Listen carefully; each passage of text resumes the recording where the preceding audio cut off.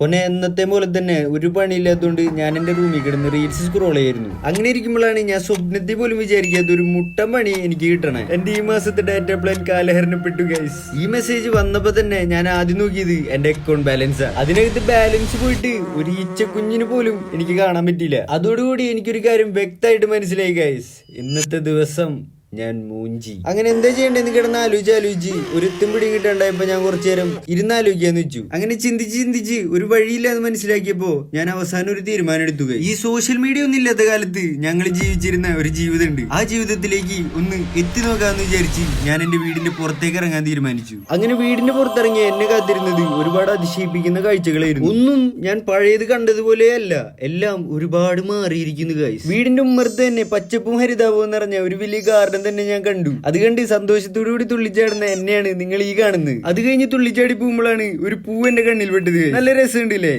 പക്ഷെ മണത്ര പോരാട്ടാ. ഇതൊക്കെ കണ്ട് എക്സൈറ്റഡ് ആയി പ്രാന്തായി പോയി ഞാൻ എന്തൊക്കെ കാണിച്ചു കൂട്ടി ഗൈസ്. ആദ്യം ഞാൻ കണ്ടത് ഒരു ചെറിയ പൂവായിരുന്നെങ്കിൽ ഇപ്പൊ ഞാൻ കണ്ടത് ഒരു വലിയ പൂവാട്ടാ. ആദ്യം കുറച്ചൊക്കെ ചാടിയിട്ടെങ്കിലും പിന്നെ എന്റെ കൂടെ ഒരു ഫോട്ടോ എടുക്കാൻ പൂ സമ്മതിച്ചുട്ടാ. അങ്ങനെ ചാടി പോകുമ്പോ അടുത്ത എന്റെ കണ്ണിപ്പെട്ടത് ഈ ഒരു ചെമ്പരത്തി ചെടിയായിരുന്നു. അങ്ങനെ രണ്ടാമതൊന്നും ചിന്തിക്കാൻ നിൽക്കാതെ ഞാൻ ഒരെണ്ണം എടുത്ത് എന്റെ ചെവിയിൽ അങ്ങോട്ട് ചൂടി. ഒരെണ്ണം കുറഞ്ഞു പോയെന്നൊരു ഡൗട്ട് ആയപ്പോ ഞാൻ ഒന്നും കൂടെ പറിച്ച് വീണ്ടും അപ്പുറത്തെ ചെവിയിൽ ചൂടി. നിക്ക് എന്നെ കുറിച്ച് തെറ്റിദ്ധരിക്കുന്നതിന് മുന്നേ ഇതൊന്നും കാണുമ്പോൾ നിങ്ങൾക്ക് ഞാൻ ഒരു പ്രാന്തനാന്ന് തോന്നും. യെസ് ഗൈസ്, ഞാൻ ഭ്രാന്തനാണ് ഗൈസ്. അങ്ങനെ നടക്കുമ്പോഴാണ് വിജനമായ ഒരു സ്ഥലത്ത് ഞാനൊരു കിണർ കണ്ടത്. അങ്ങനെ ഒരു കൗതുകത്തിന്റെ പുറത്തയിലേക്ക് എത്തി നോക്കിയപ്പോഴാണ് അതിൽ ഓസ് എടുക്കുന്നത് കണ്ടത്. അപ്പോഴാണ് എനിക്ക് മനസ്സിലായത് ഇതിന്നാണ് എനിക്ക് വീട്ടിൽ കുളിക്കാനും കുടിക്കാനൊക്കെ വെള്ളം കിട്ടുന്നതെന്ന്. അങ്ങനെ ഒരു പണിയില്ലാണ്ട് ഇങ്ങനെ എന്റെ പറമ്പിലൂടെ ഉലാത്തുമ്പോഴാണ് ഞാൻ ഈ കാഴ്ച കണ്ടത്. മാവൊക്കെ നന്നായിട്ട് കാഴ്ച നിൽക്കുക. മാങ്ങൊക്കെ നോക്കിയേ, ഇവിടെ നോക്കിയേ, പ്രാണൻ ഫുണ്ടകള് എല്ലാം ചപ്പി. പക്ഷെ ഞാൻ എന്ത് ചിന്തിക്കണെന്ന് വെച്ച് കഴിഞ്ഞാല് റീചാർജ് ചെയ്യാൻ എന്തേലും പൈസ വേണം ഗൈസ്. എൻ്റെ ഇല്ലാത്ത ചിന്തയിൽ എന്തോ ഒരു ബുദ്ധി തെളിഞ്ഞു വരുന്നുണ്ട്. അങ്ങനെയാണെങ്കിൽ നമുക്ക് കുറച്ച് കാര്യങ്ങളൊന്ന് ചെക്ക് ചെയ്യാം. ഇവിടെ ആയിട്ട് നമുക്ക് നമ്മളെ പറമ്പിൽ ഒരു പുളിമരം വരുന്നുണ്ട്. ഉമ്മച്ചി നാട്ടിലുണ്ടായ ടൈമിലൊക്കെ ഇതൊക്കെ പറക്കി ക്ലീനൊക്കെ ആക്കി കടയിലൊക്കെ കൊടുക്കാറുണ്ട്. അപ്പോൾ ഇവിടെ നിന്ന് നമുക്ക് വല്ലതും കിട്ടുമോ നോക്കാം ഗൈസ്. അതിൽ മുന്നേ ഇവിടുത്തെ ഒരു ഹിഡൻ സ്പോട്ട് ഞാൻ കാണിച്ചു തരാട്ടാ. നീ കണ്ട, ഇത് നമ്മളെ പണ്ടത്തെ ഇവിടുത്തെ പ്രൈവറ്റ് പൂളായിരുന്നു. പിന്നെ നോക്കാനൊന്നും ആരില്ലാണ്ടായപ്പോ ഇതിങ്ങനെ ആയിപ്പോയതാ. പിന്നെ ആരുടെ അടുത്തും പറയണ്ട. ഇതിൽ പണ്ട് അക്കൗണ്ടൊക്കെ ഉണ്ടായിരുന്നു പറഞ്ഞു കേട്ടിട്ടുണ്ട്. ഞാൻ നേരിട്ട് കണ്ടിട്ടൊന്നുമില്ല, കേട്ടറിവാണല്ലോ. ഗൈസ്, ഇപ്പുറത്തെ പറമ്പില് കാര്യമായിട്ട് പോക്കുന്നുണ്ട്. ഈ അന്യന്റെ പറമ്പിലേക്ക് എത്തി നോക്കരുതെന്നാണ് എന്നെ പഠിപ്പിച്ചിട്ടുള്ളത്. അതുകൊണ്ട് നമ്മളതിലേക്കൊന്നും കടക്കണില്ല. ഗൈസ്, പുളിയൊക്കെ ഉണ്ട്, പക്ഷേ ഇതൊക്കെ നശിച്ചു പോയി തോന്നുന്നു. അതിൻ്റെ ഉള്ളിലൊക്കെ നല്ല പുളിയൊന്നും ഇല്ല. അപ്പൊ ഗൈസ്, ഇവിടെ ഒന്നും പുളി പോയിട്ടൊരു വളി പോലും ഇല്ല നമ്മളെ കണ്ണില്. അങ്ങനെ പുളി തപ്പി കിടന്നപ്പോഴാണ് നമ്മളെ കണ്ണില് വേറൊരു സാധനം പെട്ട്. അടക്ക. ഇതിന് ശരിക്കും സ്വർണം എന്ന് വെച്ചാ മരത്തുമ്മ കഴിക്കണ സ്വർണം എന്നാ പറയാ. നമ്മൾ ഈ സ്വർണം വെച്ച് ഞാൻ പറയാൻ സമ്മതിക്കടാ. ഈ സ്വർണം വെച്ച് നമുക്കൊരു കളി കളിക്കാം. നമുക്ക് ഇത് വെച്ച് ഇന്ന് റീചാർജ് ചെയ്യാൻ പറ്റുമോ നോക്കാം. അപ്പോൾ ഈ ഒരു സംഭവത്തിനായിട്ട് നമുക്ക് ആദ്യം വേണ്ടത് ഒരു കൊട്ടയാണ്. ഈ കൊട്ടയിൽ എന്തൊക്കെയോ എടുക്കുന്നുണ്ട്. നമുക്ക് ഇതൊക്കെ നൈസായിട്ട് ഇവിടെ നമുക്ക് നമ്മൾ ആദ്യത്തെ റീചാർജിലേക്കുള്ള സംഭാവന.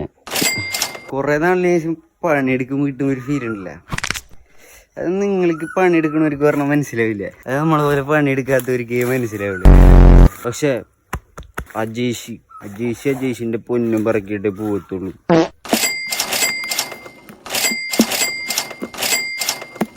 ഗൈസ്, അങ്ങനെ അടക്ക പറക്കിക്കൊണ്ടിരുന്നപ്പോ നമ്മളിൽ യാദൃശികമായിട്ടൊരു സാധനം കിട്ടിയിട്ടുണ്ട്. ഒരു കുന്നപ്പൂപ്പന്താടി. പണ്ട് ചെറുപ്പത്തിലൊക്കെ പറയുന്നതെന്ന് വെച്ചാ ഇത് മേഘത്തുമെന്ന് പൊട്ടി വേണ്ടെന്ന് പറയാ. പക്ഷെ ഇത് ശരിക്കും ഒരു വള്ളിച്ചെടി പോലത്തെ ഒരു സംഭവത്തുമെന്ന് ഉണ്ടാവണാണ്. കണ്ടോട്ടെ, ഇതും ഒരു വള്ളിച്ചെടി ഉണ്ട്, അതും ഉണ്ടാവണത്. ആരും പേടിക്കണ്ട, വാങ്ങ വേണതാ. അപ്പൊ ഈ അടക്കയുടെ അവിടുത്തെ കളക്ഷൻ കഴിഞ്ഞു. നമുക്ക് അടുത്ത അടക്കയുടെ അടുത്തേക്ക് പോവാം. അടക്കേ ചേട്ടൻ വന്നൂടി. ഒരു പണിയില്ലാത്തവന്റെ ധീരം അവന്റെ വീട്ടിൽ അടക്കുള്ളതാ. അതേടാ വായു. ബാക്കി അടക്ക പറിക്കാം നമുക്ക്. ഗൈസ്, ഈ കണ്ണടക്കയുടെ മുകളിൽ കുറച്ചുകൂടെ അടക്ക വീഴാണ്ട് നിൽക്കുന്നുണ്ട്. നമുക്ക് ഇതുമൊരു ആഞ്ഞൊരു ചവിട്ടി ചവിട്ടിയിട്ട് ഇതുമത്തെ അടക്ക വീഴുമോ നോക്കാം. മക്കളെ, മാഷോട് കളിക്കണ്ടാ, മാഷ് ബ്ലാക്ക് ബെൽറ്റാട്ടാ. ഇപ്പൊ കണ്ടോ? ഹൈ,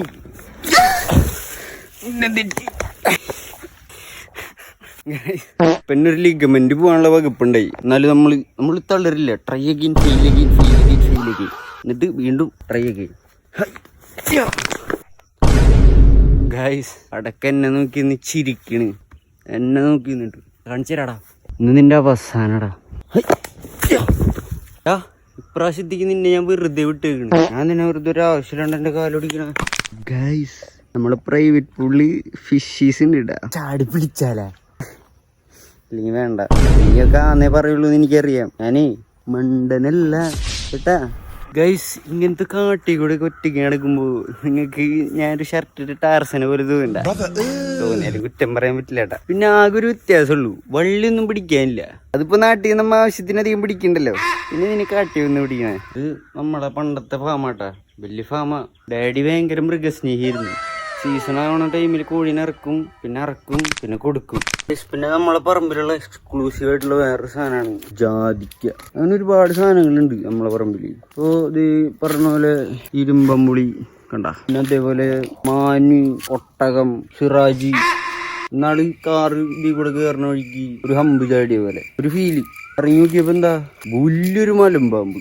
പുള്ളിക്കൊരു പ്രശ്നമില്ല, സത്യം പുള്ളിക്ക് ഒരു പ്രശ്നമില്ല. സിമ്പിളായിട്ട് അഴിഞ്ഞു പോയി. ഇതേ പറയുകയാണെങ്കിൽ തെങ്ങില്ല വലുപ്പം വരും, ഞെട്ടിപ്പോയില്ലേ. പിന്നെ കടുവ ഇഷ്ടം പോലെ. ഇതൊക്കെ ഒന്ന് പറഞ്ഞാൽ നിന്ന് കഴിഞ്ഞാൽ ഇന്നൊന്നും തീരില്ല. അത് കാരണം ഞാൻ കൂടുതലൊന്നും പറയുന്നില്ല. പിന്നെ എല്ലാവരും സിവിക് സെൻസിനെ കുറിച്ച് സംസാരിക്കുമ്പോൾ the only civic sense I have. Guys അടക്കാമരം കണ്ട് കളക്ഷൻ എടുക്കാൻ വന്ന എനിക്ക് തല പോലും ഇല്ലായിരുന്നു. പറ്റി ജീവിക്കുന്നടാ അടക്ക. ഗൈസ് അങ്ങനെ അടക്ക തേടിക്കൊണ്ടിരിക്കുമ്പോ ഞാൻ എൻ്റെ ഈ അടക്ക ഒരു കാഴ്ച കണ്ടു. ഒരടക്ക ചെരിഞ്ഞെടുക്കണം. നീ ഇതൊന്നും കണ്ട് വിഷമിക്കണ്ട, കൊട്ടക്കിടുന്നു. ഇങ്ങനെ അടക്കവർക്കിലൊക്കെ നിർത്തി. നമുക്ക് വയ്യ. പിന്നെ റീചാർജ് ചെയ്യാൻ നമ്മള് പൈസ ഇല്ലാണെന്നല്ല, റീചാർജ് ശരിക്കും കഴിഞ്ഞിട്ടില്ല. പിന്നെ ഇതൊക്കെ ഞാൻ ചെയ്യാനുള്ള കാരണം എന്താണെന്ന് വെച്ച് കഴിഞ്ഞാല് ഡാഡി മമ്മിയൊക്കെ അബ്രോഡാ. അപ്പൊ ഇവരുള്ളപ്പോ നല്ല രീതിക്ക് കൊണ്ടുനടന്നിരുന്ന പറമ്പൊക്കെ. അതുകൊണ്ട് ഇടയ്ക്കിടയ്ക്ക് പറയും, മോനെ അടക്കൊന്ന് പറക്കിട്, ആ പുളിയൊക്കെ പറക്കിട്, ജാതിക്കൊക്കെ ഒന്ന് പറക്കിട്. അപ്പൊ ഈ വീഡിയോ കാണുമ്പോ അവർക്കൊരു സന്തോഷമായി. കണ്ടന്റ് ഒന്നും ഇല്ലാതെ എനിക്ക് ഒരു വീഡിയോ ആയി. അപ്പൊ വീഡിയോ കണ്ട് ഇഷ്ടപ്പെട്ടവരൊക്കെ ലൈക്ക് ചെയ്യുക, ഷെയർ ചെയ്യുക, സബ്സ്ക്രൈബ് ചെയ്യുക, സപ്പോർട്ട് ചെയ്യുക. ഓക്കെ, അപ്പോൾ ഇനി എന്തെങ്കിലും ഇതേമാതിരത്തെ തട്ടിക്കൂട്ട് കണ്ടന്റ് ആയിട്ട് ഞാൻ വീണ്ടും വരാം. അതുവരേക്കും